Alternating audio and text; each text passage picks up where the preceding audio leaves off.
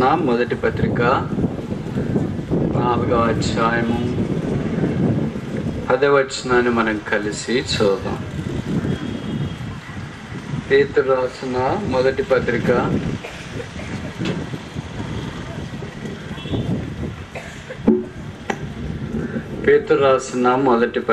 4వ అధ్యాయము 10వ వచనాన్ని మనం కలిసి చదువుదాం. చదవగలిగిన వాళ్ళు నాతో పాటు బిగ్గరగా స్పష్టంగా చదవాలని మనం చేస్తున్నాం. దేవుని నానా విధమైన కృప విషయమై మంచి గృహ నిర్వాహకులయ్యింది. ఒక్కొక్కడు కృపావరం పొందిన కొలది ఒకనికొకడు ఉపచారము చేయడి. ఒకసారి చదువుదాం. దేవుని నానా విధమైన కృప విషయమై మంచి గృహ నిర్వాహకులయ్యింది. ఒక్కొక్కడు కృపావరం పొందిన కొలది ఒకనికొకడు ఉపచారము చేయడి. మంచి గృహ నిర్వాహకులు. ప్రార్థన. మోకరించగలిగిన వాళ్ళు మోకరించు. ఇరుకుగా కూర్చోవద్దండి. మగల తండ్రి యేసుక్రీస్తు ప్రభు వారి అమూల్యమైన, అద్వితీయమైన, అసమానమైన, అతి శ్రేష్టమైన, అతి సుందరమైన నామమున బేటేలు మందిర సౌజన్యములో ఏర్పాటు చేయబడిన ఈ కూడికల్లో ఆఖరి రోజు కూడా ఈ సన్నిధిలో కనిపించే అవకాశం మీరు మాకు అనుగ్రహించినందుకు స్తోత్రములు చెల్లిస్తున్నాము. గత దినాల్లో మీరు మాకు సహాయం చేసినందుకు స్తోత్రాలు. మానవ హద్దుబాటులో ఆయా సందర్భాలలో ఆయా వ్యక్తులు మీరు నిలువబెట్టి వాడుకున్నందుకు స్తోత్రములు చెల్లిస్తున్నాం. మీ దాసుడు సువర్ణపాల్ గారిని కూడా మీరు తీసుకుని వచ్చి ఆరంభంలో వాడుకున్నందుకు వందనములు చెల్లిస్తున్నాము. ఆఖరిలో ఆ కాలంలో పుట్టిన నేను చేరి వచ్చిన పరిశుద్ధుల పాదముల్లో కడుగుటకు కూడా యోగ్యత లేని నన్ను కూడా మీరు కరుణించి మీ ప్రజల సహవాసము కలిగి ఉంది. మీ పాదం దగ్గర కూర్చుండి మీ ద్వారా పరిచర్య పొందినట్లు మీరు దృష్టించి ఈ సంవత్సరము కూడా రెంటిచింతల గ్రామములో ఏర్పాటు చేసిన ప్రత్యేక కూడికల కొరకై మీకు స్తోత్రములు. ఈ పొలాన్ని వాడుకోవటానికి సహకరించి ఇచ్చిన యజమానులు దాతలను బట్టి స్తోత్రాలు. సాగర్ గారు, రెడ్డి గారిని బట్టి స్తోత్రం. సహాయపడుతున్న ప్రతి ఒక్కరిని పేరు పేరు మీరు దీవించవలసిందిగా ప్రార్థిస్తున్నాం. మీరు ఆస్తి ఫ్రేమ్ గారి కుటుంబం, స్థానిక సంఘం, బాధ్యతలు చూసుకునే వారందరినీ బట్టి స్తోత్రాలు. వారితో కలిసి చుట్టుపక్కల ఉన్న అనుబంధ సంఘాలు, సేవకులు, విశ్వాసులు, పరిచారకులు ఈ పరిచర్లో కొనసాగటానికి ఇచ్చిన కృప కొరకై మీకు స్తోత్రములు చెల్లిస్తున్నాం. కనబడని విభాగాల్లో వంటశాలలో పనిచేస్తున్న వారిని బట్టి స్తోత్రాలు. సోదరు తిమోతి గారు, సోదరు జైపాల్ ఇతరులను మీరు జ్ఞాపకం చేసుకుని బలపరిచి సహాయం చేసి వాడుకుంటున్నందుకు స్తోత్రములు. కీడాపాయం నుండి తప్పించి మీ ప్రజలకు అవసరమైన భౌతిక ఆహారమును సిద్ధము చేయట్లో సహాయం చేయాలని ప్రార్థిస్తున్నాం. అలాగే కనబడకుండా కన్నీరు కార్చిన వారు, ప్రయాసపడిన వారు, చేయి చాపిన వారు, చెమటోడ్చిన వారు, మీ నామమును బట్టి చేసిన ఈ పరిచర్యను మర్చిపోక బహుమానం మీరు దయచేయవలసిందిగా ప్రార్థిస్తున్నాం.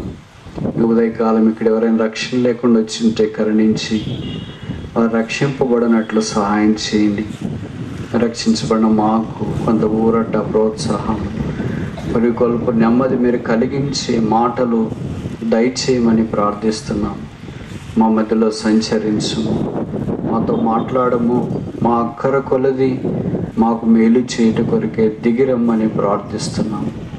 కొంతమంది పనులు మానేసి కూలీలు వదులుకొని, కొంత నష్టపోయి, కొంత పోగొట్టుకొని, కొంత కాదనుకొని వచ్చిన వారికి తగిన బహుమానము మీరు దయచేయమని ప్రార్థిస్తున్నాం. వారికి కోల్పోయిన దానికంటే సమకూర్పులో ఎక్కువైన రాసి మీరు అనుగ్రహించుము. నన్ను మీ రక్తం చేత కడిగి పరిశుద్ధపరచుము. మా రాష్ట్రమును దేశమును జ్ఞాపకం చేసుకున్నాము.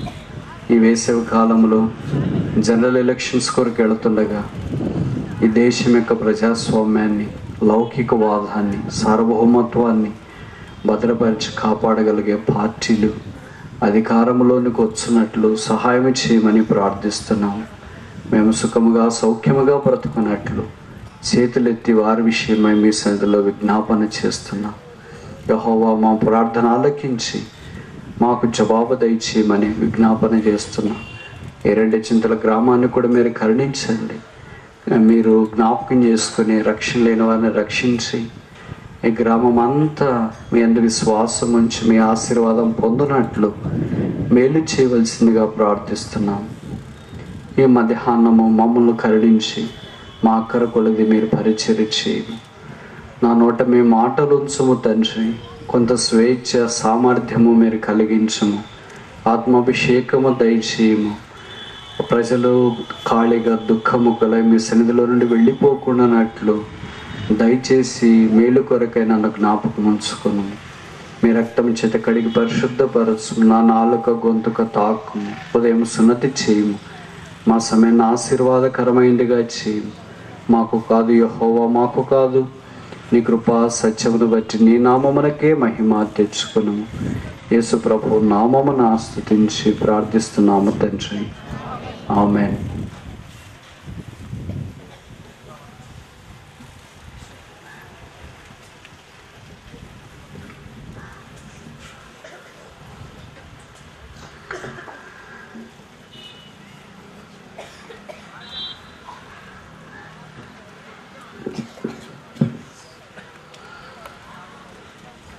దేవుని ఇల్లు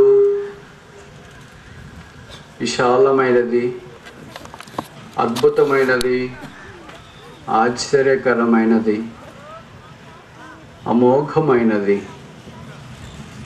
ఆ ఇంటికి యజమానుడు దేవుడే. శిరస్సు యేసుక్రీస్తు ప్రభువే. ఆయనే ముఖ్యమైన అమూల్యమైన మూలరాయి. ఆయనతో మనము ఆత్మ సంబంధమైన మందిరముగా కట్టబడుచున్నాము. ఇది దేవుని యొక్క అనాదికాల సంకల్పము. భూమి రవ్వంతయు లేనప్పుడే, మానవ మనగడ భూమి మీద లేనప్పుడే, రక్తమాంసములు కలిగిన మనిషిని యొక్క వాసన భూమి మీద లేనప్పుడే దేవుడు తనకు ఒక నివాస స్థలముగా యేసు ప్రభు శిలువ రక్తమును బట్టి సంపాదించి తన ప్రజలుగా చేయాలని ఆయన అభీష్టమాయను. ఆ కారణాన కాలము సంపూర్ణమైనప్పుడు యేసుక్రీస్తు ప్రభువును మన కొరకై ఈ భూమి మీదకి పంపించి ఆయన శిలువ రక్తము ద్వారా మనల్ని కొని సంపాదించి ఒక గృహముగా, ఒక గుడారముగా, ఒక స్వాస్థ్యముగా, ఒక జనముగా చేసిన తీరు ఆశ్చర్యము. ఆ ఇంటిలో గృహ నిర్వాహకులు అంటే దాని బాధ్యత చూసేవారు, దాన్ని నిర్వహించేవారు, దాని బాబోగులు పట్టించుకునేవారు, దాని విషయమై మేలు కీడులు ఆలోచించేవారు, వివేచించేవారు, దాని క్షేమాన్ని గురించి చూసుకునేవారు దేవుడికి అవసరం. అలాగే దేవుడు కొంతమందిని లేపి మంచి గృహ నిర్వాహకులుగా వాడుకుంటూ వచ్చినాడు. ఈ కాలంలో మనం కూడా ఈ ఆత్మ సంబంధమైన గృహమైన దేవుని ఇల్లు అనే మందిరములో, సంఘములో మంచి గృహ నిర్వాహకులుగా ఉండాలని కోరబడుతూ ఉన్నాం. దీని గురించి కొన్ని సంగతులు పేతురు ప్రస్తావించినవి మనం నిన్న మొన్న నేర్చుకోవటానికి పూనుకున్నాం.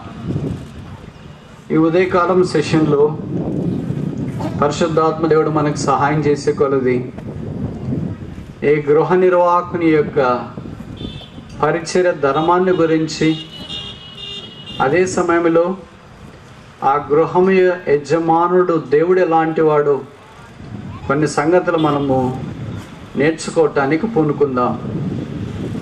మత్తయి సువార్త 25వ అధ్యాయం 14వ వచనం నుండి యేసు ప్రభువారు ఒక విషయాన్ని ప్రస్తావించిన సంగతి మనకు తెలుసు. మత్తయి సువార్త 25వ అధ్యాయము 14వ వచనం. పరలోక రాజ్యము ఒక మనుష్యుడు దేశాంతరమునకు ప్రయాణమై తన దాసులను పిలిచి తన ఆస్తిని వారికి అప్పగించినట్లుండును. 15వ వచనం. అతడంటే ఆ యజమానుడు, ఆ మనుష్యుడు ఒకనికి 5 తలాంతులు, ఒకనికి 2, ఒకనికి 1 ఎవని సామర్థ్యం చొప్పున వానికిచ్చి వెంటనే దేశాంతరము. ఆ తర్వాత జరిగిన సంగతి అంతా కూడా మీకు పరిచయమే. తర్వాత కొంతకాలం బహుకాలం అయిన తర్వాత యజమానుడు వచ్చినాడు, దాసులను పిలిచినాడు, లెక్క చూసుకోవటానికి ఇష్టపడినాడు. మొదట 5 తలాంతులు గలవాన్ని పిలిచినాడు, వచ్చినాడు. 5కి 5 సంపాదించినయ్యా, ఇప్పుడు 10 ఉన్నాయి నా దగ్గర అన్నాడు. బడా నమ్మకమైన మంచి దాసుడు అని అభినందించినాడు. 2 పిలిచిన వాడిని 2 ఇచ్చిన వాడిని పిలిచాడు. 2కి 2 సంపాదించానయ్యా ఆయన కూడా చెప్పాడు. ఆయన కూడా బడా నమ్మకమైన మంచి దాసుడు అన్నాడు. 1 ఇచ్చిన వాడు మనలాంటి వాడిని పిలిచినాడు. 1 మీరు ఇచ్చినారండి, కానీ అది తీసుకెళ్ళి చాలా జాగ్రత్తగా టవాల్లో జుట్టేసి భూమిలో పాతి పెట్టేశాను, ఇదిగో మీరు మీకు తీసుకోండి, మీరు అంత మంచోళ్ళు కాదని అర్థమైంది నాకు అని ఆ యజమానంతో పలికి నా భక్తిని గురించి ప్రభు అన్నాడు, సోమరమైన చెడ్డ దాసుడా. కనుక ఆయనకి దాసులు ఉన్నారు, మంచి దాసులు, చెడ్డ దాసులు. ఆయనకి నమ్మకమైన వాళ్ళు ఉన్నారు, అపనమ్మకస్తులైన వారు, అంటే నమ్మకం లేని వారు కూడా ఉన్నారు. ఈ ప్రస్తావనలో దృష్టాంతములో ఇది ఉపమానం కాదనుకుంటా, ఎందుకంటే ఉపమానం అని రాయబడేది ఇక్కడ. బహుశా వాస్తవంగా జరిగిందై ఉండవచ్చు. యేసు ప్రభువారు ఇంకా కట్టుకథలు చెప్పలేదు. ఏదైనా చెప్పేటప్పుడు వాస్తవంగా ఆ దినాల్లో జరిగిన సంగతులను గురించి ప్రస్తావించడం పరిపాటి. అలాంటి దాంట్లో ఒకటిది. కనుక దేవుడు నానా విధమైన కృపను బట్టి మంచి గృహ నిర్వాహకుల్ని సిద్ధపరుస్తున్నాడు. ఆ దేవుని ఇంట్లో మనం గృహ నిర్వాహకులమై ఉన్నాం. ఆ ఇంటి యజమానుడైన దేవుడు ఎలాంటి వాడు, మనం ఎలాంటి వాళ్ళ?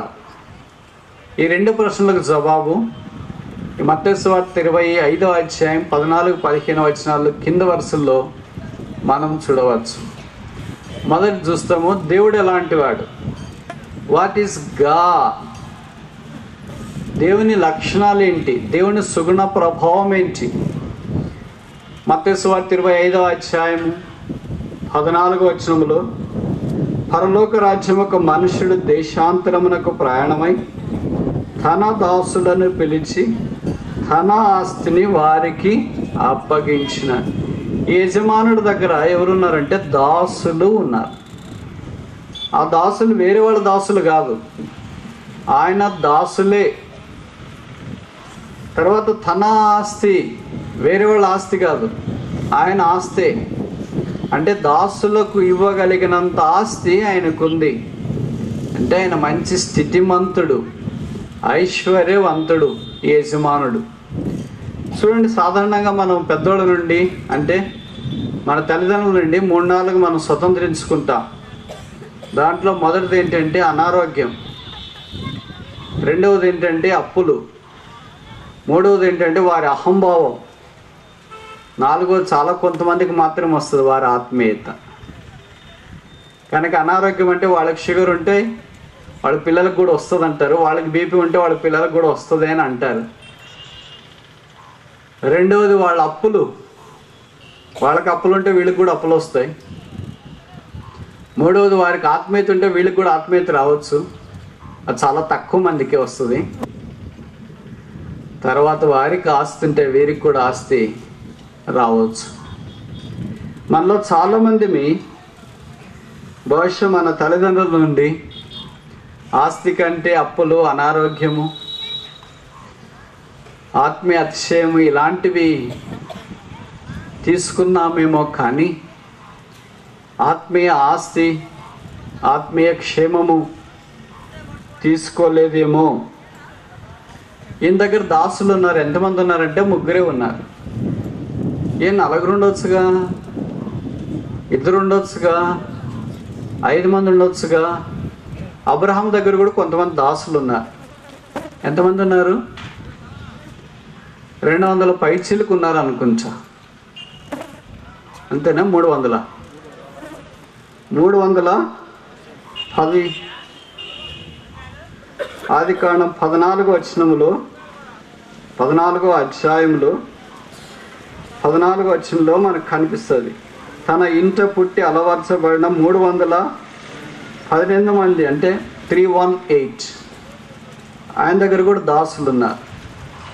అలాగే బైబిల్లో కొంతమంది గొప్ప వ్యక్తుల దగ్గర దాసులు ఉండడం అనేది పరిపాటి మనకు కనిపిస్తున్న వాస్తవం. ఈయన దగ్గర కూడా కొంతమంది దాసులు ఉన్నారు. ఆ దాసులకు తన ఆస్తిని పిలిచి, సాధారణంగా యజమాని దాసుల ఆస్తి తీసుకునే వాళ్ళు ఉంటారు. దాసులకు ఆస్తి ఇచ్చేవాళ్ళు చాలా తక్కువ. దాసులను నమ్మి వారికి సహాయం చేసేవారు కూడా చాలా తక్కువ. కనుక ధనవంతుడైన ఈ యజమానుడు పేదలైన తన దాసులను పిలిచి తన ఆస్తిని వారికి అప్పగించేవాడు.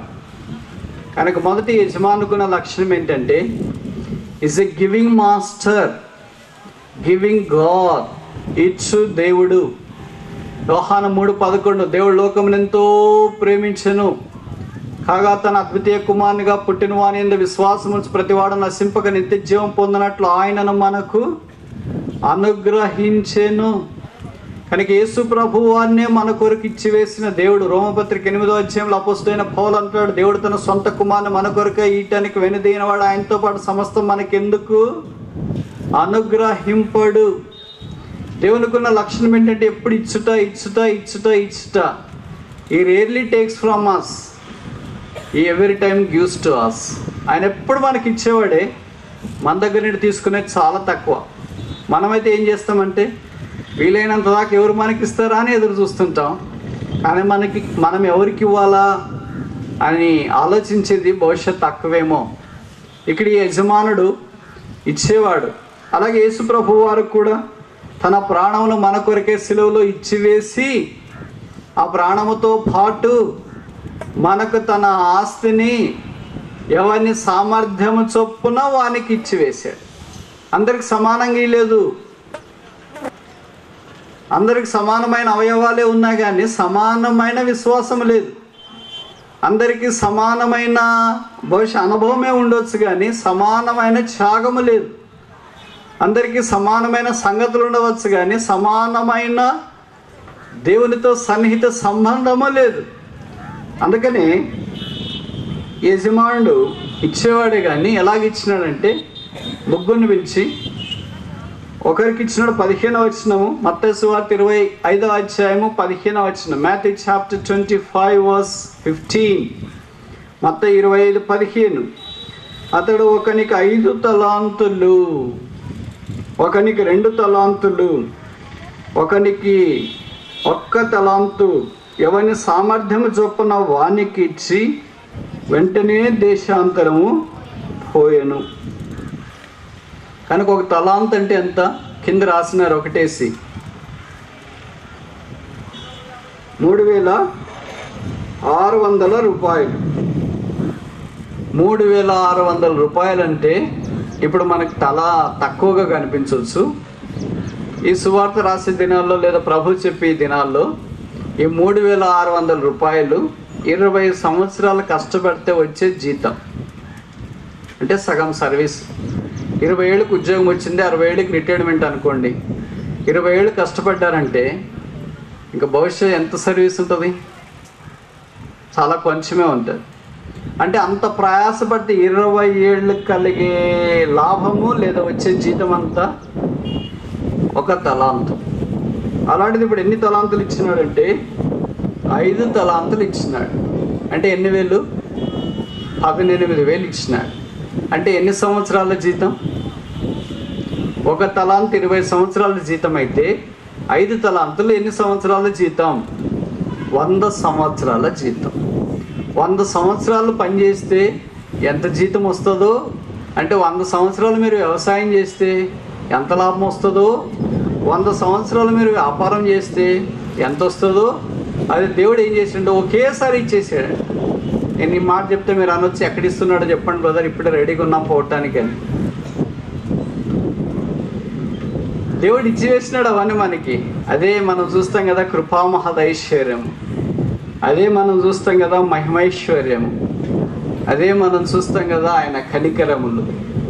ఆయనకు సంబంధించినవన్నీ ఆయన మనకు ఇచ్చి వేసినాడు. కనుక మొదటి వానికి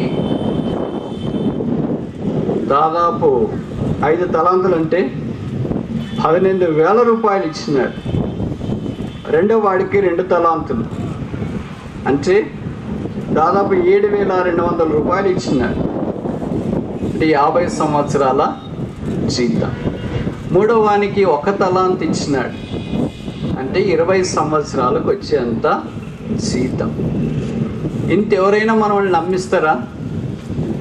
వీళ్ళు కొంతమంది ఇక్కడ ఉద్యోగస్తులు ఉండొచ్చు, కొంతమంది స్టూడెంట్స్ ఉండొచ్చు. గవర్నమెంట్ మీకు కాస్మెటిక్ ఛార్జెస్ ఇస్తుంది అనుకో. మేము చదువుకునేటప్పుడు ఎంత ఇచ్చేవాళ్ళు తెలుసా? 2 రూపాయలు. 2 రూపాయల నోటు కాస్మెటిక్ ఛార్జ్ అని ప్రతి నెల 1వ తారీఖు ఇస్తే ఆ 2 రూపాయల నోటు తీసుకొని కొత్త పుస్తకంలోని కానీ ట్రంకపెట్టెలో కానీ పెట్టుకునే వాళ్ళం. ఆ నెల అంతా నోటు చూసుకోవడమే, ఎందుకంటే ఖర్చు పెట్టుబుద్ధి కాదు. ఆ 2 రూపాయలు ఇచ్చిన కాస్మెటిక్ ఛార్జెసే అంత విలువైనదిగా అప్పుడు భావిస్తే మరి 20 సంవత్సరాల కొరకు ఎంత అవుద్ది? ఒకవేళ మీరు 10 సంవత్సరాలు హాస్టల్లో ఉన్నారంటే నెలకి 2 రూపాయలు, సంవత్సరానికి ఎంత? 24 రూపాయలు. ఇక 10 సంవత్సరాలకి ఎంత? 24 × 10. అంత ఒకేసారి ఎవరైనా ఇస్తారా? ఇయర్గా మనం ఉద్యోగం చేస్తున్నాం అనుకోండి, నెలకు 1,00,000 రూపాయలు అనుకోండి, సంవత్సరం జీతం అంతా మాకు ఇప్పుడే ఇచ్చేసేయండి పండుగ వచ్చింది అని అంటే ఇస్తారా? 12 లక్షలు ఇస్తారా ఎవరికైనా? సంవత్సరం జీతం వద్దులేండి, వచ్చే నెల జీతం మాకు ఇప్పుడే ఇచ్చేయండి అన్నా కూడా ఇవ్వరు. ఎప్పుడు పని చేసింది అప్పుడే. అలాగ ఒక యజమానితో కూలి పని చేస్తున్నాం అనుకోండి, మేము మీ దగ్గర కూలి పనికి వస్తామండి, మాకు కూలంతా మొదటే ఇచ్చేయండి అంటే ఇస్తాడా? ఒకవాళ్ళు ఇచ్చిన దానికి చాలా డొంక తిరగడు పెట్టింటాడు, రాసుకొని ఇది అప్పే అని ఇచ్చేసి వడ్డీకే నువ్వు పని చేయాలా, అప్పు మాత్రం అలాగే ఉంటుంది, అసలు అలాగే ఉంటుంది, వడ్డీకే నువ్వు పని చేయాలని పెడతారు. కానీ ఇక్కడ మనం దేవుణ్ణి చూస్తున్నాము. 100 సంవత్సరాల్లో మనం ఎంత సంపాదిస్తున్నామో అంత ఉచితంగా ఇచ్చినాడు. 50 సంవత్సరాలు ఎంత సంపాదిస్తామో అంత ఉచితంగా ఇచ్చినాడు. 20 సంవత్సరాలు ఎంత సంపాదిస్తున్నామో అంత ఉచితంగా ఇచ్చినాడు. Is a generous god. ధారాళముగా దయచే దేవుడు. అందుకే పేతురు రాస్తున్నాడు, జీవమునకును భక్తికిని కావలసిన వాటన్నింటినీ మనకు ధారాళముగా ఇచ్చే దేవుడు. ఆయన ఎప్పుడు కొరత కలిగి తక్కువ చేసి సర్దుకో చూస్తాంలే అనీడు. మనం ఎవరన్నా అప్పడగలనుకో, మనకు 10,000 రూపాయలు అవసరమైతే మనం ఎంతని అడుగుతాం? 20,000 అని అడుగుతాం. ఎందుకంటే వాళ్ళు తగ్గించి ఇచ్చేలోకి 10,000కే వస్తుందని అనుకుంటాం. అందుకే మాకు ఒక 20,000 అప్పు కావాలండి, అప్పు ఇవ్వండి అంటాం. వాళ్ళు ఏం చెప్తారంటే నిజంగా 20,000 లేదంటే ఒక 10,000 అయితే ఇస్తుంది అంటాం. మనం ముందే ఊహించుకుని ఉంటాం కదా, మనకు కావాల్సింది 10,000 కనుక వాడు 10,000 ఇస్తే కరెక్ట్ సెట్ అవుతుంది అని ఊహించుకుంటాం. అలాగే ఎవరినైనా మనం ఏదైనా అడిగితే 2 అంతలు అడుగుతాం, ఎందుకంటే వాళ్ళు ఎలాగో తగ్గించి చేస్తారు కనుక సరిపోతుంది అనుకుంటాం. ప్రభు దగ్గరికి వెళ్ళి మనము ప్రభు నాకు ఇవ్వు ఇది అని ఒక భౌతికమైన విధానంలో మనకి ఇంతే కావాలని అడగనవసరం లేదు. ఎవరిని సామర్థ్యము చొప్పున ఆయన వానికి ఇచ్చి, కనుక ఈ 3 దాసులకు ఇచ్చినాడు. మొదటి వాడికి, రెండవ వాడికి, మూడవ వాడికి. ఆయన ఇచ్చేవాడు కనుక ఆయనలో పక్షపాతము లేదు. సమస్తము ధారాళముగా దయచే దేవుడు మనల్ని కూడా రక్షించుకున్న తర్వాత సంఘంలోనికి చేర్చి మనకు అంత విస్తారంగా ఇచ్చి వేశాడు. మరి ఏమి ఇచ్చినాడో మనకు తెలియాలా, ఎంత తీసుకున్నామో మనకు తెలియాలా. ఎవరికి తెలుస్తుంది ఎంత తీసుకున్నారనేది? ఇద్దరికే తెలుస్తుంది. ఇచ్చిన వ్యక్తికి తెలుస్తుంది, తీసుకున్న వ్యక్తికి తెలుస్తుంది. ఇచ్చిన వ్యక్తి ఎవరు? ప్రభువు. తీసుకున్న వ్యక్తి ఎవరు? మనం. కనుక మనకి ప్రభువుకి ఈ విషయాలు తెలియాల. ఆయన మనకు ఎంత ఇచ్చినాడు, మనం ఎంత తీసుకున్నాము, దాని ద్వారా ఏం చేస్తామన్నది తర్వాత సంగతి. కనుక ఇప్పుడు ఈ యజమానుని గురించి 2 విషయాలు తెచ్చున్నాం. మొదట, ఈజ్ ఎ గివింగ్ మాస్టర్, ఇచ్చే యజమానుడు. రెండవది, ఈజ్ ఎ గుడ్ మాస్టర్, ధారాళముగా, జనరస్ మాస్టర్, ధారాళముగా ఇచ్చే యజమానుడు. పీస్ యజమానుడు కాదు. కొంతమంది పీసోళ్ళు ఉంటారు, వాళ్ళు పీసు సంఘానికి అధ్యక్షులు ఉంటారు. కొంతమంది ఇక్కడ కూర్చున్న వాళ్ళు కూడా అలాంటి వాళ్ళు ఉంటారు. మీరు పరలోకానికి వెళ్ళిన తర్వాత మీకు ఒక ఆంటీని పరిచయం చేస్తాను నేను.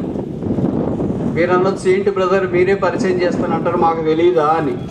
మీకు తెలియదు ఆమె, ఎందుకంటే మీరు చాలా ధనవంతులు కనుక. ఒకవేళ అయినా పీసు సంఘ అధ్యక్షులు, ఉపాధ్యక్షులు, కార్యకర్తలు, ట్రెషరర్స్ చాలామంది ఇక్కడ ఉండొచ్చు కనుక మీకు ఆమె ఎవరో తెలియదు. నేను పరలోకానికి వెళ్ళిన తర్వాత ఆమెను మీరు చూడాలనుకుంటే పరిచయం చేస్తా. వెళ్ళి ప్రేసులాడంటే బాగున్నారంటే, బాగున్నాను నాయన, ఎప్పుడొచ్చినావు మీరు అంటారు. ఈ మధ్యలోనే వచ్చేసానంటే, మీరు ఎలాగున్నారు, సరదాగా ఉన్నారా, బాగున్నారా, మిమ్మల్ని గురించి చాలా విషయాలు మాకు తెలిసినాయి. ఇదిగో పలానా వాళ్ళు వచ్చారంటే, పల్నాడు వాళ్ళు. ఏంటి నాన్న వాళ్ళు చాలా త్యాగవంతులని ఎవరు చెప్పారంటే, పీసు సంఘానికి అధ్యక్షులు ఉన్నారు, ఉపాధ్యక్షులు ఉన్నారు, కార్యవర్గ సభ్యులు ఉన్నారు, అందరూ వాళ్ళే ఉన్నారు. నిజమేనా ఆయన? అలాంటి వాళ్ళు ఇక్కడికి ఎట్లా వచ్చినారు నాయన? ఎవరో అలాంటి వాళ్ళని చూడటానికి వచ్చారంటే, ముఖ్యంగా మిమ్మల్ని చూడటానికి వచ్చారా? ఒకవేళ మీరు ఆమెను చూసిన తర్వాత ఎవరంటే మీ పేరు ఏంటంటే అంటే, ఆమె పేరు ఏం చెప్పదు. మొదట, ఏంటమ్మా ఎలాగున్నారు, ఏంటి బ్రదర్ ఎలాగున్నారు అని బహుశా మిమ్మల్ని అడుగుతుంది. మీకు పేరు తెలుసుకోవాలని ఇష్టం కదా, పేరు తప్ప అన్నీ మాట్లాడుతుంది ఆమె. ఆమె పేరు బైబిల్లో రాయబడలేదు. ఆమె లూకాసు సువార్త 21వ అధ్యాయంలో 2 కాసులు వేసిన విధవరాలు.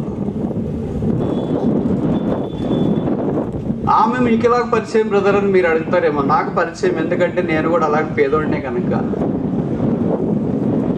ధనవంతులకు బహుశా పరిచయం ఉండకపోవచ్చు, కానీ పేదవాళ్ళకి ఆమె బాగా పరిచయం. పీసు సంఘ అధ్యక్షులకు ఆమె తెలియదేమో, కానీ ధారాళంగా ఇచ్చేవారికి ఆమె బాగా పరిచయం. అప్పుడు పరిచయం చేసినప్పుడు మీరు అనొచ్చు, అంటే మీ పేరు చెప్పరా, మా ఇంట్లో కూడా పేరు పెట్టుకోవాలనుకుంటున్నాం, మా కూతురికి మా కొడుక్కి మీ పేరు చెప్పండి. పేరు కాదు నాయన, చేసిన కార్యాలు మీరు అలాగ చేయండి. చేసిన కార్యాలు ఎలాగో చేయట్లేదు కదా, అందుకని మీ పేరైనా పెట్టుకొని కొద్దిగా సంతృప్తి పడతాం, మీ పేరు చెప్పండి అంటే. ఆమె పేరు పరిశుద్ధాత్మ దేవుడే లూకాసు వార్తలో రాయించలేదు, ఇంకా మనకేం పేరు చెప్తుంది? ఇలాంటి వాళ్ళని మనం చాలా మందిని పరలోక రాజ్యంలో చూస్తాం, సర్ప్రైజ్ అవుతాం, షాక్ అవుతుంది మనకి. అయ్యో ఇలాంటి వాళ్ళంతా పరలోక రాజ్యంలో చాలా ముందే ప్రవేశించినారే, మనం మాత్రం ఇక్కడే ఉండిపోయామేంటి అని బహుశా బాధపడే సందర్భం కూడా అక్కడ ఉండవచ్చేమో. ప్రభువారు మనకిచ్చిన దాన్ని మనము సద్వినియోగం చేసుకోవట గృహ నిర్వాహకుని యొక్క బాధ్యత. 3వది చూస్తామా? ఇక్కడ చూడండి, నాకు తెలుసు మీరు ఇట్లా ఓపెన్గా ఉంటే దిక్కులు చూస్తారని, కానీ మరి మూసేస్తే ఎండ భరించలేరు, ఉక్కపోతా, కనుక ఇంక తప్పదు మీకు నాకు, కనుక భరించండి. 3వ విషయము మత్తయి సువార్త 25వ అధ్యాయం, మాథ్యూ చాప్టర్ 25. మత్తయి సువార్త 25వ అధ్యాయం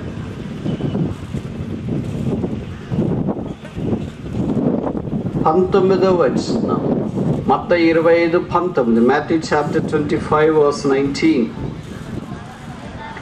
ఓ కాలమైన తర్వాత ఆ దాసుల యజమానుడు వచ్చి వారి యొద్ద, బహుకాలమైన తర్వాత వచ్చినాడు. ఆయన వెంటనే రాలేదు. మనం కొన్నిసార్లు ఏం చేస్తామంటే, ఎవరికైనా మనం డబ్బులు ఇచ్చినా లేదా ఏదైనా సహాయం చేసినా వెంటనే మళ్ళీ తిరిగి ఇప్పించుకోవడానికి ప్రయత్నం చేస్తాం. అంతెందుకు, మన పిల్లల్ని అడిగామనుకోండి, ఒక 5 చాక్లెట్లు ఇచ్చిన చిన్న పిల్లవాడికి, ఇచ్చిన వెంటనే మళ్ళీ ఈరా అన్నాం అనుకో, వాడు ఇయ్యలేదనుకో, ఏమని అర్థం? ఖచ్చితంగా నీ బుద్ధే. ఇచ్చిన వెంటనే 5 ఇచ్చినావు అనుకో, వెంటనే 5 ఇచ్చినాడు అనుకో, అది నీ బుద్ధి కాదు, అది దేవుడి బుద్ధి. ఇవ్వలేదంటే మనదే. వెంటనే అడగలేదు యేసుప్రభు వారు లేదా ఈ యజమానుడు, బహుకాలమైన తర్వాత, అంటే చాలా సమయము ఆయన మన కొరకై ఇచ్చిన దానిని ఆయనకు వాడుట కొరకు సమయం తీసుకున్నాడు. అంటే దీనికి మనం పేరు పెడదాం, ఆయన బహుకాలం సమయం ఇచ్చినాడు కనుక ఈజ్ ఎ గ్రేషియస్గా, కృపగల దేవుడు. అందుకని అందరూ రక్షించబడాలని ఆయన ఆలస్యము చేయుచున్నాడు. ఇప్పుడు మనం ఎక్కడున్నామంటే నా ప్రశ్న మీకు సరిగా అర్థం కాలేదేమో. ఈ ఉపమానంలో లేదా ఈ మనం చదివిన వాక్య భాగంలో ఎక్కడున్నాం? 18వ వచనానికి 19వ వచనానికి మధ్యలో ఉన్నాం. 18వ వచనం ఏంటి? అయితే ఒక తలాంతు తీసుకున్నవాడు వెళ్ళి భూమి త్రవ్వి తన యజమాని సొమ్ము దాచిపెట్టెను. ఇప్పుడు 19వ వచనం, బహుకాలమైన తర్వాత ఆ దాసుల యజమాని వచ్చి వారి యొద్ద, ఈ రెండింటికి మధ్యలో ఉన్నాం. కొంతమంది దాచిపెట్టినారు, కొంతమంది వెళ్ళి సంపాదిస్తున్నారు. అది 17వ వచనము, 16వ వచనం, 5వ వచనం. తర్వాత ఇప్పుడు రాబోతున్నాడు ఆయన. ఎవరు? యజమానుడు. బహుకాలమైన తర్వాత ఆ యజమానుడు రాబోతున్నాడు. ఆయన లెక్క చూసుకోబోతున్నాడు.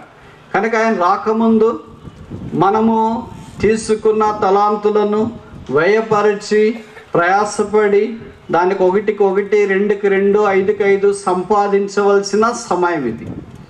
కనుక 18వ వచనానికి 19వ వచనానికి ఇప్పుడు మనం ఉన్నాం. దీన్ని ఏమంటామంటే కృపాకాలము అంటాం. దేవుడు కృపాయుగములో మనల్ని ఉంచి మనల్ని వాడుకోవాలని కోరుతున్నాడు. అప్పుడు కృపాయుగములో ఉన్న మనము దాన్ని వినియోగించుకోవటానికి ప్రయత్నం చేయాలి. దేన్ని? బహుకాలాన్ని వినియోగించుకోవటానికి ప్రయత్నం చేయాలి. ఆ కాలాన్ని వినియోగించుకోవటానికి మనము ప్రయత్నం చేయటానికి బదులుగా ఆ కాలాన్ని దుర్వినియోగం చేసుకోవటానికి ప్రయత్నం చేస్తుంటాం. అంటే దేవుడు మనకి ఇచ్చిన వాటిని వీలైనంత దాకా నష్టపరచడానికి ప్రయత్నం చేస్తాం. మన కొరకు తీసుకోవడానికి ప్రయత్నం. గృహ నిర్వాహకుడు అంటే అర్థం ఏంటంటే, నేను నిన్నే చెప్పాను, నమ్మకమైన వాళ్ళు అంటే స్వార్థము లేని వాళ్ళు. స్వార్థము లేకుండా దేవుని మందిరావరణములో సేవ చేయగలిగే వాళ్ళే మంచి గృహ నిర్వాహకులు. వాళ్ళు సేవకులు కావచ్చు, బోధకులు కావచ్చు, ఉపదేశకులు కావచ్చు, సండే క్లాస్ టీచర్స్ కావచ్చు, తర్వాత ఆయా పనుల్లో సహాయం చేసేవారు కావచ్చు. ఎవరైనా any unselfish servant is the true good steward. నిస్వార్థంగా పనిచేసే వ్యక్తి మాత్రమే నిజమైన మంచి గృహ నిర్వాహకుడు. నువ్వు స్వార్థముతో చేసే ప్రతి పని ఓ దినాన్ని లెక్క చూసుకోవటానికి వస్తుంది. అది దాచిపెట్టిన దాంతో సమానం. చూడండి, బైబిల్లో కూడా కొంతమంది గృహ నిర్వాహకులు ఉన్నారు కదా. మొదట ఆదికాండములో చూస్తాం, మనకు పరిచయమైన మాట. 47వ అధ్యాయము 20వ వచనం. Genesis chapter 47. ఆదికాండము 47వ అధ్యాయం 20వ వచనం. ఆదికాండము 47:20. అట్లు యోసేపు ఐగుప్తు భూములన్నింటినీ ఫరో కొరకు కొనెను. ఎవరి యోసేపు?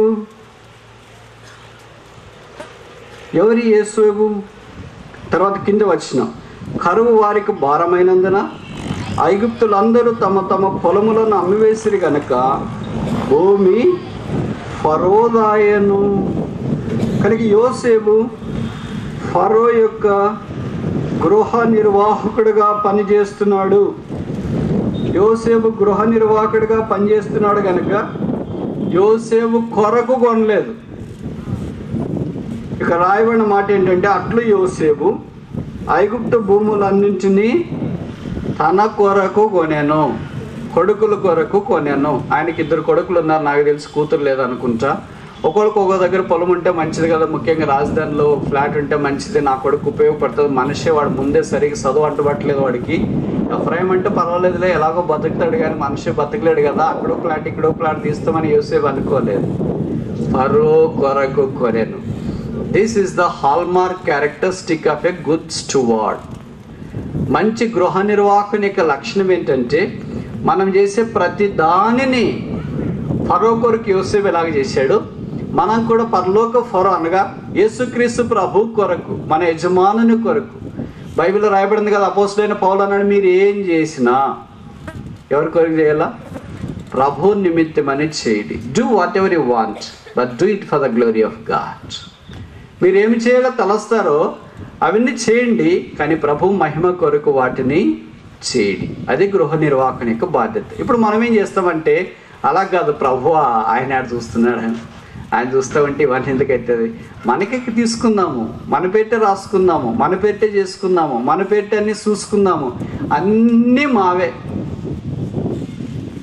వాళ్ళు యోసేపులు కాదు, వాళ్ళు యోసేపు వల్లే మంచి గృహ నిర్వాహకులుగా ఉండలేరు.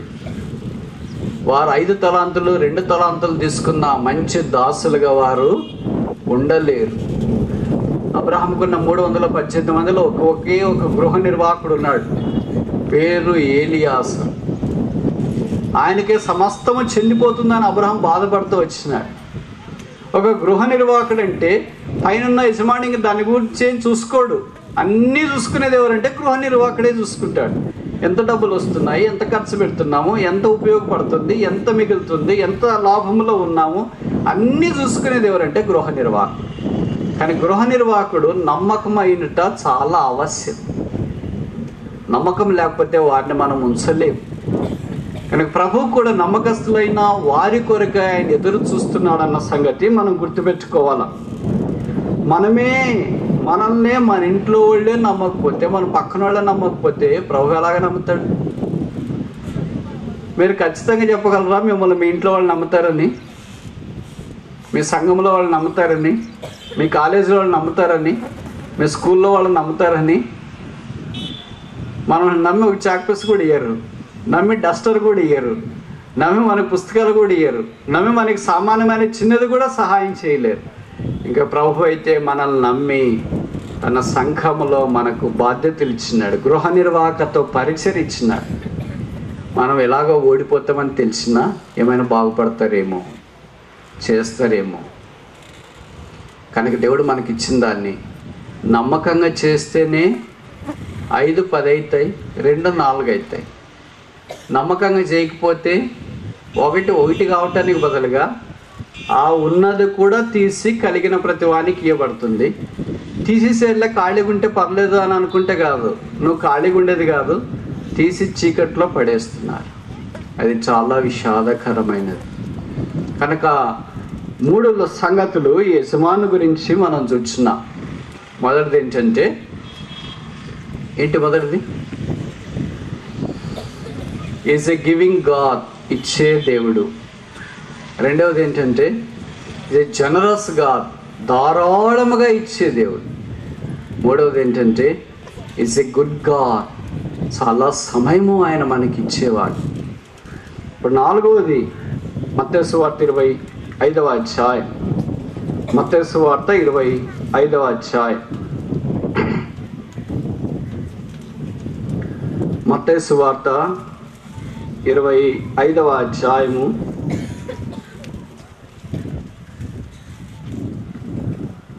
20వ వచనం లేదా 19వ వచనం. బహుకాలమైన తర్వాత ఆ దాసుల యజమాను వచ్చి వారి యొద్ద లెక్క చూసుకొనును. కనుక ఈజ్ ఎ గ్రేషియస్ గాడ్, కృపగల దేవుడు. ఈయన మంచి దేవుడు. ఎవరికి ఇచ్చినాడో వాళ్ళ దగ్గర లెక్క చూసుకుంటున్నాడు. మామూలు మనమైతే ఏంటంటే ఇచ్చిన వాళ్ళని వదిలేసి ఈయన వాళ్ళని లెక్క చూసుకుంటుంటాం. ఎందుకంటే వాళ్ళకి చేత కాదు కనుక వాళ్ళు మనం చెప్పినట్లు వింటారు అని. కానీ ప్రభు అలా కాదు, తన దాసులను పిలిచి, ఇప్పుడు ఒకళ్ళు పిలిచినాడు, 1 2 3. విచిత్రం ఏంటంటే వీళ్ళు మనలాంటి వాళ్ళు కాదు, ఆయనకి నిజంగా దాసులే. పిలిచిన వెంటనే వచ్చినారు. మనమైతే ఏం చెప్పింటాం, ఒకవేళ ప్రభు పిలిస్తే ఇప్పుడు కుదరదు, ఆరోగ్యం బాగాలేదు, ఇంకోసారి వస్తానని చెప్పు అని. ఎందుకంటే ఏం పని చేయలేదుగా. ప్రభు ఇప్పుడు రాలేడంట, ఆరోగ్యం బాగలేదంట, హాస్పిటల్లో అడ్మిట్ అయినాడంట, ఇంకోసారి వస్తాడంట అని. ఇంకోసారికి సిచ్యువేషన్ మారిపోతుంది, అప్పుడు మళ్ళీ ఏదో ఒకటి చేయొచ్చులే అని అనుకుంటాం. అంటే మనకి అన్ని జిమ్మిక్లు ఎక్కువ ఉంటాయి. No grace, only gimmicks. ఈ ముగ్గురిని పిలిస్తే 3 వచ్చినారు. ఎవరు సాకులు చెప్పలేదు, ఇప్పుడు నేను రాలేను, నాకు కుదరదు, నాకు వీలు కాదు, ఇంకోసారి వస్తానులే, ఆయన వచ్చిన రోజు, ఆయన పిలిచిన రోజే రావాలంటే ఎలా కుదురుతుంది అని చెప్పలేదు. పని చేసిన వాళ్ళు వచ్చినారు, చెయ్యని వాడు కూడా వచ్చినాడు. కనుక బైబిల్లో రాయబడింది, ప్రతి ఒక్కరూ దేవుని న్యాయపీఠం మీదట ప్రత్యక్షము కావలసి ఉన్నది. అపోస్తలుడైన పౌలు రాస్తూ వచ్చినాడు, మనలో ప్రతి వాడు దేవునికి లెక్క అప్పగించవలెను. అంత కలెక్టివ్ కాదు. మా సంఘం అంతా మా సేవకుడు చెప్తాడులే, మా సండే క్లాస్ అంతా మా సండే క్లాస్ టీచర్ చెప్తుందిలే, మా యూత్ అంతా మా యూత్ లీడర్ చెప్తాడులే, మా పల్నాడుదంతా ఒకే కోఆర్డినేటర్ చెప్పేస్తాడు. ప్రభు ఆయన అట్ట కుదరదమ్మా, ఎవడు వాళ్ళు రావాల్సిందే. కనుక సంఘంలో మనం ఏం చేస్తున్నాం? దేవుడు అనుగ్రహించిన దాన్ని. సంఘంలో 4 రకాలైన ప్రజలు ఉంటారు. మొదటి రకం ఏంటంటే, లేదా 4 రకాలు మొదట చెప్పి దాన్ని వివరించడానికి ప్రయత్నం చేస్తాను. మొదట గాజు గ్లాస్ ఉంది అనుకోండి, దాంట్లోనికి సగం దాకా నీళ్లు పోసారు, దాంట్లోనికి చిన్న గులకరాళ్ళు తీసుకుని చేశారు.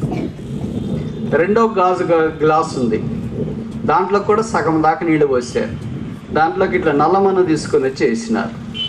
మూడో గాజు గ్లాస్ ఉంది, దాంట్లో కూడా సగం దాకా నీళ్లు పోసారు, దాంట్లోకి స్పాంజ్ తీసుకొని వచ్చి వేసినారు. 4వ గాజు గ్లాస్ ఉంది, దాంట్లో కూడా సగం దాకా నీళ్లు పోసారు, దాంట్లోకి చక్కెర తెచ్చి వేసారు.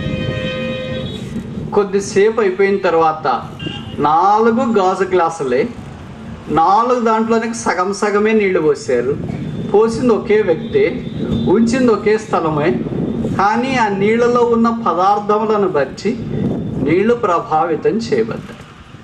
ఇప్పుడు మొదటి గాజు గ్లాసులో నీళ్ళలో ఏమున్నాయి? చిన్న గులకరాళ్ళు ఉన్నాయి. ఏమైతాయి? గులకరాళ్ళు ఏమన్నా అవుతాయా? నీళ్ళు ఏమన్నా అవుతాయా? నీళ్లు చూడలేదు అనుకుంటా కదా మీరు ఎప్పుడు. గులకరాళ్ళకి ఏమన్నా అవుతాయా? నీళ్ళకి ఏమన్నా అవుతాయా? వెరీ గుడ్, చాలా బాగా చెప్తారు. మీరు చెప్పరు కానీ చెప్తే చాలా కరెక్ట్గా చెప్తారు. నేను చెప్తా, గులకరాళ్ళకి ఏం కావు, నీళ్ళకి ఏం కావు. No effect. గులకరాళ్ళ నీళ్లను ప్రభావితం చేయలేదు, నీళ్లు గులకరాళ్ళను కూడా ప్రభావితం చేయలేదు. అంటే గులకరాళ్ళు వేసిన వెంటనే కింద పోయి సెటిల్ అయితే ఒక స్థలం చూసుకుంటే, నేను ఎక్కడ మూలకు ఉండాలా, మధ్యలో ఉండాలా, పక్కన ఉండాలా అని. దీంట్లో ఒక మాట చెప్పాలంటే, సెటిలర్స్. వాళ్ళ సంఘంలోనికి వస్తారు, వాళ్ళ ద్వారా సంఘానికి ఏ మేలు ఉండదు, ప్రభుకు స్తోత్రాలు, కీడు కూడా ఉండదు. వాళ్ళు వచ్చి సెటిల్ అవుతారు ఎక్కడో, ఒక పిల్లర్ దగ్గర, ఒక ఫ్యాన్ దగ్గర, ఒక మూలకి, ఒక స్థలంలో సెటిల్ అవుతారు అంతే. They are called settlers. ఎంతకాలం ఉన్నా రాళ్ళని ఎవ్వరు ఏం చేయలేరు. నువ్వు వాక్యం చెప్పు, ప్రార్థన చెయ్యి, సువార్త చెప్పు, వాళ్ళ దగ్గరికి వెళ్ళి మాట్లాడు, కథలను కూడా కదలదా. సెటిల్డ్ రాయి. అక్క మీరేనక్క, మీరే అన్నా అని నువ్వేమన్నా చెప్పు, ఎంత పొగిడినా కదలరు, ఎంత తిట్టినా కదలరు. Because they are settlers. స్టేటస్కు మెయింటైన్ చేస్తారు. బ్రదర్, నా వల్ల సంఘానికి కీడు ఎలాగలేదు, మేలు కూడా అలాగే లేదు. మరి ఎందుకు వస్తున్నాము? ఎక్కడవుతా రావాలి కదా. రాకపోతే ఏం బాగుంటుంది? క్రైస్తవ పేరు పెట్టుకొని యేసుప్రభుని నమ్ముకున్న తర్వాత చర్చికి కూడా పోవట్లేదని అంటారు కదా, అందుకనే వస్తున్నాం. అది మొదటి రకం. రెండో రకం ఏంటి? గ్లాసులో మేము అది నల్లరాగడి పొలంలో నుండి మన్న తీసుకొని చేసినారు, తర్వాత స్టర్ అది కలబెట్టినారు. కలబెడితే ఏమైంది? ఇప్పుడు ఆ నీళ్ళన్నీ ఏమైపోయినాయమ్మా? అన్నీ నల్లగా అయిపోయినాయి. అంటే నీటి రంగు మారింది, రుచి మారింది, వాసన మారింది. నీటికి సామాన్యంగా రంగు, రుచి, వాసన ఉండదు. కానీ నల్లమన్న కలిపిన తర్వాత దాని రంగు ఇప్పుడు ఏమైంది? నల్లగా అయింది. దాని రుచి ఏమైంది? మన్ను రుచి అయింది. దాని వాసన ఏమైంది? నల్లరాగడి వాసన వస్తుంది మన వల్లే. ఇది రెండో రకం. ఈ రెండో రకం మనుషులు ఎలాగంటే, వాళ్ళు రానంత దాకా సంఘం చాలా బాగుంటుంది, తెల్ల నీళ్ళు ఎలాగుంటాయో అలాగుంటాయి. వాళ్ళు వచ్చి ఒక్కసారి అట్లా కూర్చున్నారు అనుకో, నల్లరాగడి మన వేసినట్లు మెల్ల కరుగుతూ ఉండి దాని రూపురేఖలు మార్చేసి, దాని వాసన మార్చేసి, దాని రుచి మార్చేసి, అసలు నేనంటే ఏమో తెలుసా అన్నంతగా దాన్ని భ్రష్ట పట్టిస్తారు, కలుషితం చేస్తారు కొంతమంది. కనుక వీళ్ళకి మనం ఏమని పేరు పెడదామంటే సాల్యుబుల్ పీపుల్, కలుషితం చేసే ప్రజలు. మూడవ దగ్గరికి వస్తాం. అదే సైజులో ఉన్న గాజు గ్లాసు దాంట్లో సగం దాకా నీళ్లు పోసాం, స్పాంజ్ పెట్టాం. స్పాంజ్ అంటే తెలుసు కదా. ఆ స్పాంజ్ పెడితే ఈ స్పాంజ్ ఏం చేసిందంటే నీళ్ళన్నిటినీ ఫీడ్ చేసింది. ఇప్పుడు గాజు గ్లాసులో నీళ్ళు లేవు, స్పాంజ్లోనే నీళ్ళు ఉన్నాయి. కొంతమంది బిలీవర్స్ అలాంటి వాళ్ళు అనమాట. సంఘంకి వస్తే ఫీల్ చేస్తారు అందరినీ. ఎవరు ఎక్కడున్నారు, ఎక్కడున్నారు, ఎక్కడున్నారు, డబ్బులు ఇచ్చేవాళ్ళు ఎక్కడ, గిఫ్ట్లు ఇచ్చేవాళ్ళు ఎక్కడ, మిర్చి ఇచ్చేవాళ్ళు ఎక్కడ, సహాయం చేసేవాళ్ళు ఎక్కడ, ఎవరు ఎక్కడున్నారు, ఒకేసారి ఫీడ్ చేసి ఏం తెలియనట్లు కూర్చుంటారు స్పాంజ్. బయటకు చూస్తే అబ్బా ఎంత మంచిదో ఈ స్పాంజ్, అప్పుడేమో తేలిగ్గా వచ్చింది, ఇప్పుడేమో బరువు ఎక్కింది. వీళ్ళేమంటే సక్కర్స్, స్క్వీజర్స్. సక్ అంటే తెలుసు కదా మీకు, జలగా ఉంటుంది అనుకో. జలగా మన దేహంలో ప్రవేశించి అది రక్తం తాగుతుంటే మనకు తెలియదు. అదేంటి బ్రదర్ మీరు తెలియదు అంటారు అని, దాని లక్షణం అదే. ఎప్పుడు తెలుస్తుందంటే ఆ జలగ రక్తం అంతా తాగిన తర్వాత ఇంకా అది ఎంత మాత్రం రక్తం తాగలేకుండా దాని కడపంతా నిండిపోయి ఇంకా రక్తం పీల్చలేని స్టేజ్కి వచ్చినప్పుడు ఏమవుతుందంటే ఆ జలగ మన శరీరంలో చేసిన రంధ్రంలో నుండి రక్తం కిందికి గారుతుంది. అప్పటిదాకా జలగలోకి పోయి ఉంటుంది, ఇప్పుడు కిందికి గారుతుంటే మనకు అనిపిస్తుంది ఏదో ఇక్కడ తడిగా ఉందే, ఏమో ఉందని తీసుకుని మనం వెంటనే మనకున్న చెడ్డ అలవాటు ఏంటంటే ఏదైనా ఇట్లా తాకిన వెంటనే చెయ్యిపోతుంది, చెయ్యిపోయిన వెంటనే కళ్ళ దగ్గరికి వస్తుంది. కళ్ళు ఏం చేస్తాయంటే స్కాన్ చేస్తాయి. చూసి అయ్యో రక్తమా, ఏమైంది రక్తం వస్తుంది ఇక్కడ అది చూస్తే జలగ అక్కడే పడింది. అమ్మో జలగ పట్టేసిందా అంటే జలగ నీ దగ్గరకు వచ్చింది నీకు స్పర్శ లేదు, అది నిన్ను కుట్టింది నీకు స్పర్శ లేదు, నీ రక్తం తాగుతుంది కూడా నీకు స్పర్శ లేదు. ఎప్పుడు నీకు స్పర్శ వచ్చిందంటే దానికి అవసరమైనంత పూర్తిగా తాగిన తర్వాత అది ఎక్కడ కదలలేకపోయినప్పుడు నీకు స్పర్శ వచ్చింది. అట్లా కొంతమంది మందిరాల్లో విశ్వాసులు ఉంటారు. వాళ్ళు ఎప్పుడు వచ్చినారో నీకు తెలియదు, వాళ్ళు ఎట్లెక్కినారో తెలియదు, వాళ్ళు ఎట్లా బంధనం చేసినారో తెలియదు, వాళ్ళు ఎట్లా సక్ చేస్తున్నారో తెలియదు. కానీ ఎప్పుడు తెలుస్తుందంటే వాళ్ళకి ఇంక చేత కాకుండా పీల్చి చేత కాకుండా కిందికి పడిపోయినప్పుడు అయ్యో ఏమో అయిపోయింది అని చూస్తే అక్కడే పడింటారు వాళ్ళ జలగలు. ఇక్కడ మనలో నింటేమో రక్తం కారిపోతూ ఉంటుంది. This is called suckers. ఇక మిగతా ఏదైనా మనకు తెలుస్తుంది. చీమ గడిచింది అనుకో తెలుస్తుందా లేదా, దోమ గడిచింది అనుకో తెలుస్తుందా లేదా, ఈగొచ్చి వాలింది అనుకో తెలుస్తుందా లేదా. ఒక్క జలగ వాలితే మాత్రం తెలియదు. ఎందుకంటే జలగకున్న మంచి లక్షణం ఏంటంటే తెలియకుండా వస్తాయి. మందిరాలు అలాంటి వాళ్ళు కొంతమంది ఉంటారు, స్పాంజ్ లాంటి వాళ్ళు, సక్కర్స్. వాళ్ళ పని ఏంటంటే పీల్చుతా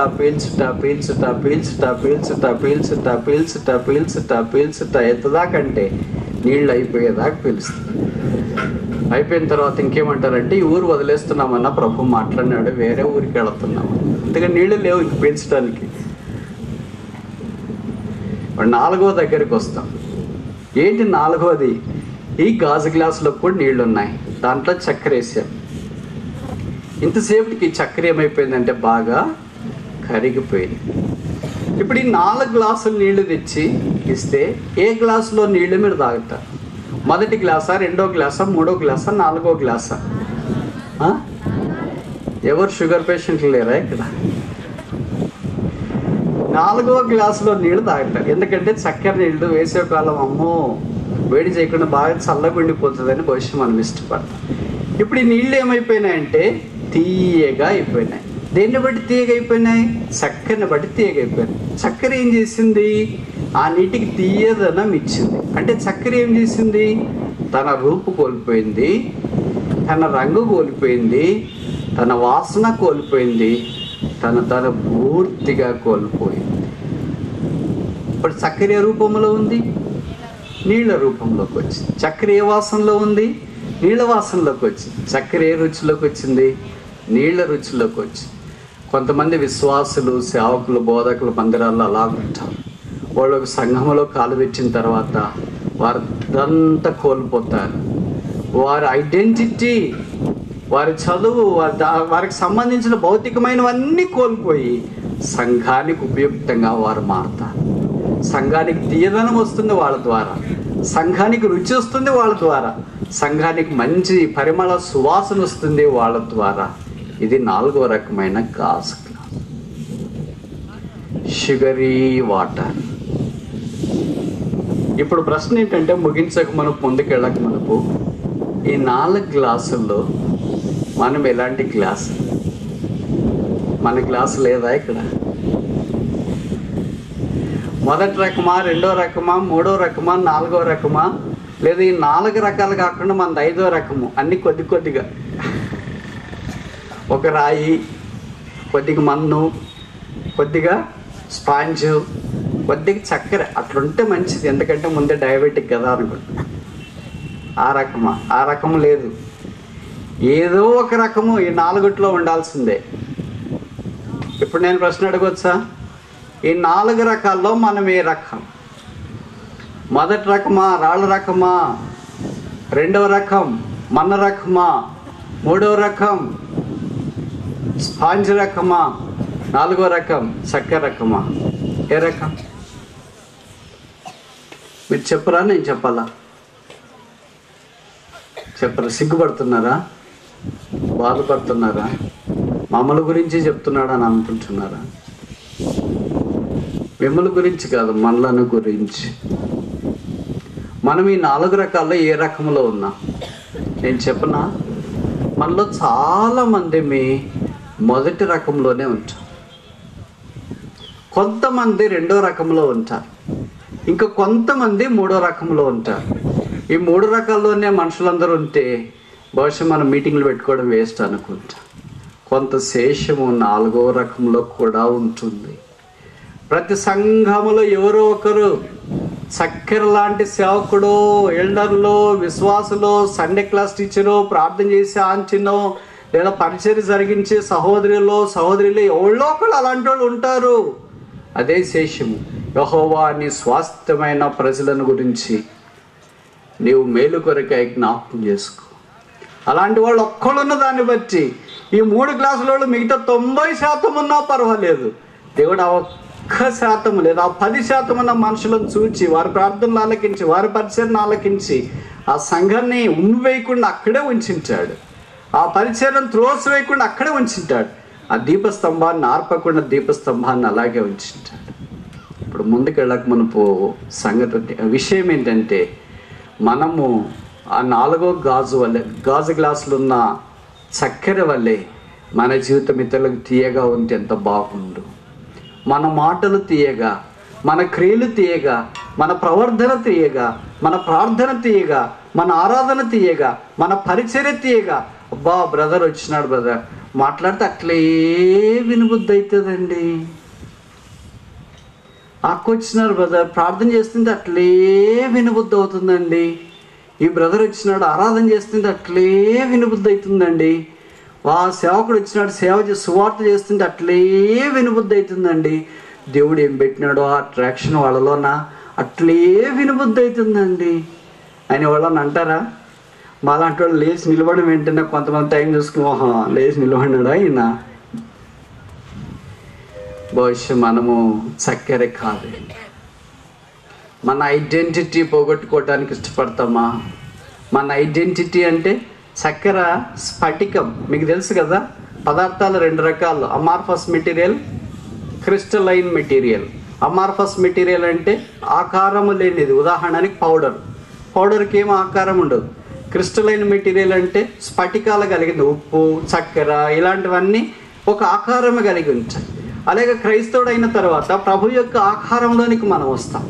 ఇప్పుడు దేవుని యొక్క సంఘములో మనం జీవిస్తున్నప్పుడు మనము దేవుడు దేని కొరకైతే స్వరక్తం ఇచ్చి సంపాదించి సంఘాన్ని కన్నాడో ఆ సంఘము విషయమై మంచి గృహ నిర్వాహకులుగా ఉండాలంటే మన ఐడెంటిటీ, నేను పలానా కులం అండి, ఆ కులస్తుల్ని ప్రేమిస్తానండి, మిగతా వాళ్ళందరిని ద్వేషిస్తానండి. నేను పలానా ప్రాంతం అండి, ఆ ప్రాంతీయుల్ని నేను వాడుకుంటాను, మిగతా వారిని వాడుకున్నాను. నేను ఫలానా స్థానంలో నుండి వచ్చినానండి, అలాంటి స్థానాన్ని వాడుకుంటాను, మిగతా వాళ్ళని వాడుకున్నాను. ఇలాగ అభిప్రాయ భేదాలు కలిగి, పరిస్థితులను కలిగి, పక్షపాత ధోరణితోన దేవుని యొక్క పని చేయటానికి ఎంత ధైర్యం నీకు? ఇది మీ ఇల్లా? నువ్వు డబ్బులు ఇచ్చి సంఘాన్ని సంపాదించావా? ఒకవేళ బహుశా మీరు స్థలము కొని సంపాదించినారేమో, డబ్బులు ఇచ్చి మందిరం కట్టారేమో, ఇవన్నీ భౌతికమైంది. కానీ ఆత్మ సంబంధమైన దేవుని ప్రజలను ఆ క్రీస్తే శిలువ రక్తం ద్వారా సంపాదించినాడు కదా, వారిని కలపటానికి బదులుగా విడిగొట్టాలనుకోవడం నీకు భావ్యమా? వారితో నువ్వు పరిచయం చేస్తున్నప్పుడు నీ ఐడెంటిటీ కోల్పోవాలని తెలియటానికి బదులుగా నీ ఐడెంటిటీ, నేను పలానా కులం, మీకు తెలుసా? ఆ కులస్తులందరూ రండి, మనం ఒకటి సెపరేట్గా పడదాం.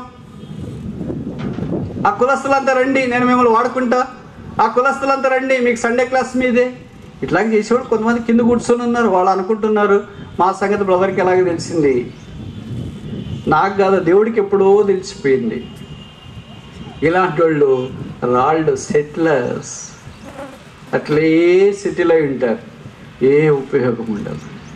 దేవుని యొక్క సంఘము పరిమళ వాసనగా చేయబడి ప్రభు కొరకు సిద్ధపరచబడి వదిన ఆయన ప్రత్యక్షమైనప్పుడు ఆయనతో పాటు ఉంటాను. ప్రభు నన్ను ఇంతకాలం ఈ సంఘములో ఉంచిన, సేవకుడిగా ఉంచిన, బోధకుడిగా ఉంచిన, కాపరిగా ఉంచిన, సండే క్లాస్ టీచర్గా ఉంచిన, రెస్పాన్సిబుల్ బ్రదర్గా ఉంచిన, పలానా పనిలో నన్ను ఉంచిన, నా ఐడెంటిటీ నేను కోల్పోయాను, నా రూపము నేను కోల్పోయాను, నా పలానా కులం అనేది కోల్పోయాను, పలానా ప్రాంతం అని, పలానా చదవని, పలానా అనుభవం అని, పలానా జ్ఞానం అని, పలానా తెలివని నాది కోల్పోయాను. నేను తెల్లగున్నానని నా రంగు నేను కోల్పోయాను. నీళ్ళ రంగులోనికి వచ్చినాను, నీళ్ళ ఆకారంలోనికి వచ్చినాను, నీళ్ళ రుచిలోనికి వచ్చినాను. ఇదిగో ఈ దాసునైనా నేను నువ్వు లెక్క చూసుకోవటానికి పిలిస్తే రావటానికి సిద్ధంగా ఉన్నాను. అలాంటి దాసుల లెక్క చూసుకోవటానికి యజమాని పిలిచినప్పుడు రాగలిగితే ఎంత బాగుంటుంది. అలా కాకుండా మన కులము, మన ప్రాంతము, మన అభిప్రాయాలు మనవన్నీ మన దగ్గర పెట్టుకొని సంఘంలో విభజనలు, పోరాటాలు తీసుకొని వచ్చి సంఘాన్ని భ్రష్టపరిచి, నష్టపరిచి, పీల్చేసి, పిప్పి చేసేసి, చెరకు రసం పీల్చినట్లు ఇంక చెరకులో ఏమీ లేకుండా పడేసి ఈగలు ముసురుతున్నాయండి. ప్రభు మాట్లాడినాడు, ఇక్కడి నుండి వేరే దగ్గరికి వెళుతున్నానండి అంటే, సమస్తమును చూచుచున్న దేవుడు నువ్వు చేసినది కానకపోవునా? బైబిల్లో రాయబడింది, ఎవడైనాను దేవుని ఆలయమును పాడు చేసిన యెడల దేవుడు వానిని డాష్. నేను చెప్పదలుచుకోలేదు. సమూయేలు అన్నాడు, ఒక మనుషుడు పాపము చేస్తే, దేవుని వాక్యం సమూయేలు మొదటి గ్రంథంలో చెప్పబడింది, ఒక మనుషునికి విరోధంగా ఒక మనుషుడు పాపం చేస్తే పశ్చాత్తాపం చేయటానికి ఎవరైనా రాగలరేమో. దేవుడికి విరోధంగా మనుషుడు పాపం చేస్తే పశ్చాత్తాపం చేయటానికి ఎవరు రాగలరు? దేవుడు మనల్ని ప్రేమించి గృహ నిర్వాహకంతో పరిచరించినాడు. దాంట్లో మనము ఆయన కొరకు జీవించడానికి బదులుగా ఆయన ప్రజలు జీవిస్తుండగా బహుశా మనము వారితో కలిసి జీవించలేకపోయామేమో. ఇప్పుడు యజమానుడు వచ్చినాడు, వారిని పిలిచినాడు. పిలిచిన తర్వాత ఏం జరిగింది? మత్తయి సువార్త 25వ అధ్యాయం, మాథ్యూ చాప్టర్ 25. మత్తయి సువార్త 25వ అధ్యాయం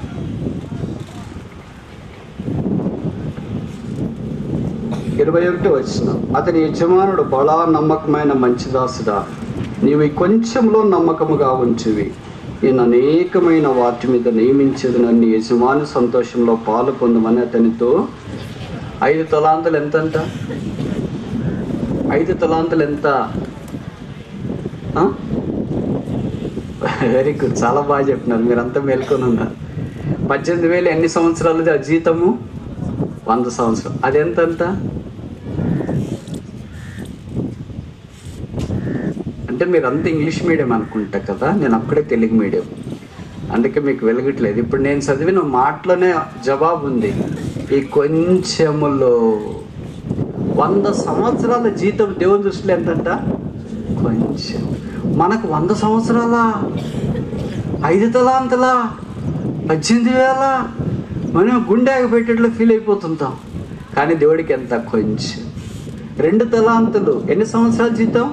50 సంవత్సరాల జీతం. దేవుని దృష్టిలో ఎంతంట? కొంచెం.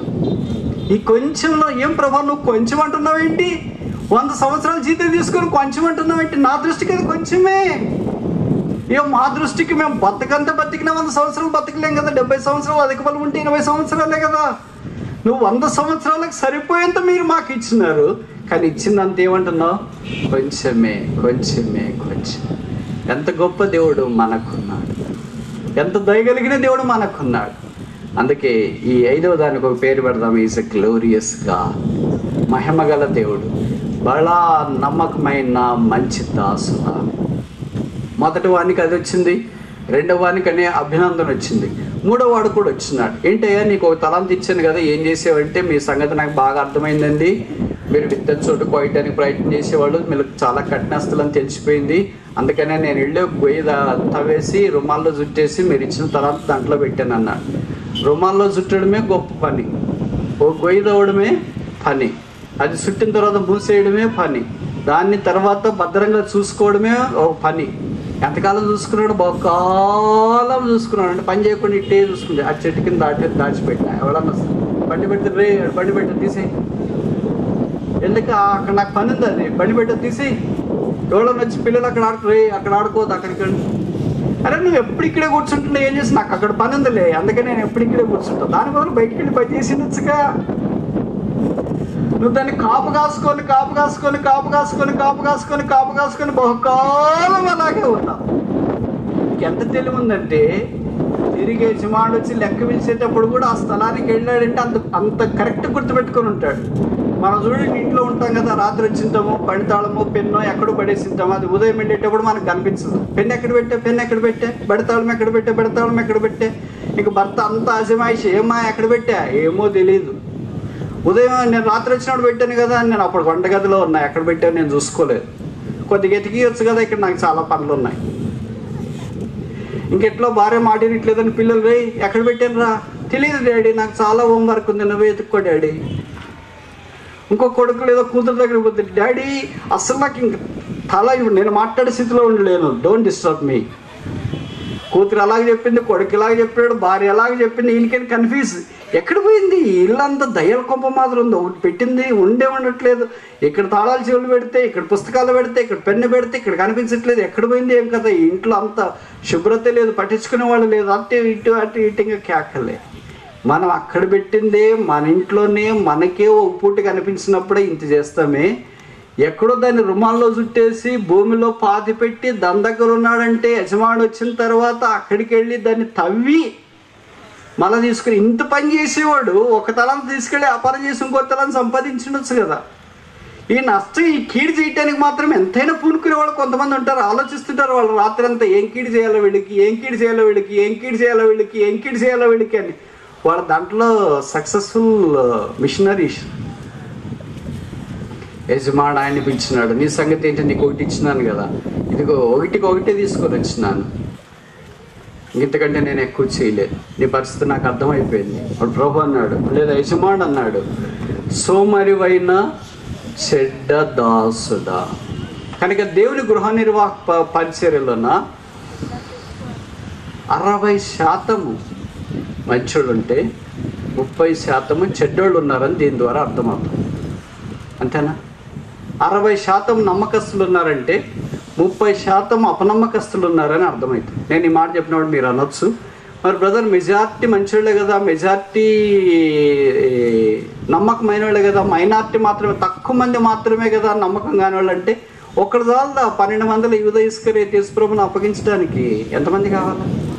చెడుపు చేయటానికి ఒకడు చాలు, మంచి చేయటానికి ఒకడు సరిపోరని మనం అనుకుంటాం, కానీ చెడుపు చేయటానికి ఒకళ్ళే.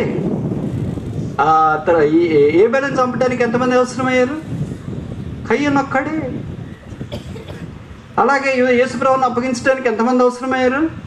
ఒక్కడే. దానిని పట్టుకోవడానికి ఎంతమంది అవసరమయ్యారు? యోసేపుని గోతులు వేయడానికి ఎంతమంది అవసరమయ్యారు? యోసేపుని చెరసాల్లో వేయడానికి ఎంతమంది అవసరమయ్యారు? ఎంతమంది? ఊరంతా రావాల్సిన పని లేదు ఒక చెడ్డ కార్యం చేయటానికి.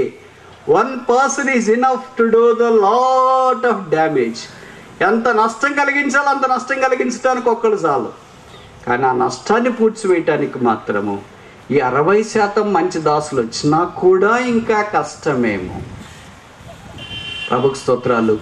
ఇప్పుడు ఆయన 2 రకాలైన గుంపులు, ఒక గుంపేమో మంచిది, ఒక గుంపేమో చెడ్డది, ఒక గుంపేమో నమ్మకమైనది, ఇంకో గుంపేమో అపనమ్మకమైనది. ఇప్పుడు ముగించే మన ప్రశ్న ఏంటంటే, దేవుడు మనల్ని గృహ నిర్వాహకులుగా పిలిచినాడు, మనము మంచి గృహ నిర్వాహకులుగా ఉన్నామా? చెడ్డ గృహ నిర్వాహకులుగా ఉన్నామా? నమ్మకమైన మంచి దాసులుగా ఉన్నామా? సోమరివైన చెడ్డ దాసు. ఇద్దరు దాసులే. తన దాసులను పిలిచి, అందరు సేవకులే, అందరు విశ్వాసులే, అందరు బోధకులే, అందరు కాపర్లే. మరి ఎలాంటి దాసుడు? మనము పేరేం పెట్టుకుంటారు కొంతమంది, క్రీస్తు దాసు, యేసుదాసు, ప్రభుదాసు. ఇక్కడ ఎవరన్నా అట్లాంటి వాళ్ళు ఉంటే బాధపడొద్దండి. వాళ్ళు యేసు ప్రభు దాసులు తప్ప వీటన్నిటికీ దాసులు అయిపోయి ఉండొచ్చు, క్రీస్తు దాసులు తప్ప అన్నిటికీ దాసులు అయిపోయి ఉండొచ్చు. కానీ పేరు కంటే జీవితం చాలా ప్రాముఖ్యం. ఇప్పుడు ఆయన దాసుల్లో ఇద్దరేంటంటే మంచి దాసులు ఉన్నారు, ఒకడేంటంటే చెడ్డ దాసులు. ఇప్పుడు మనం మంచి దాసులమా? చెడ్డ దాసులు. మంచి దాసులైతే ఆయన చిత్తం, యజమానుని చిత్తం ఎరిగి పనిచేస్తున్నాడు. చెడ్డ దాసుడైతే యజమానునికి భిన్నంగా పనిచేస్తున్నాడు. మంచి దాసుడైతే బహుమానం పొందుతున్నాడు, చెడ్డదాసుడైతే బహుమానాన్ని కోల్పోయాడు. మంచి దాసుడైతే యజమానుని యొక్క సంతోషంలో పాలు పొందినాడు, చెడ్డదాసుడైతే యజమానుని యొక్క ఉగ్రతలోనికి, కోపంలోనికి వచ్చినాడు. బలా నమ్మకమైన మంచి దాసుడిగా మనం ఉండనట్లు ఆయన మనకు సహాయం చేయనిగా. ప్రార్థన.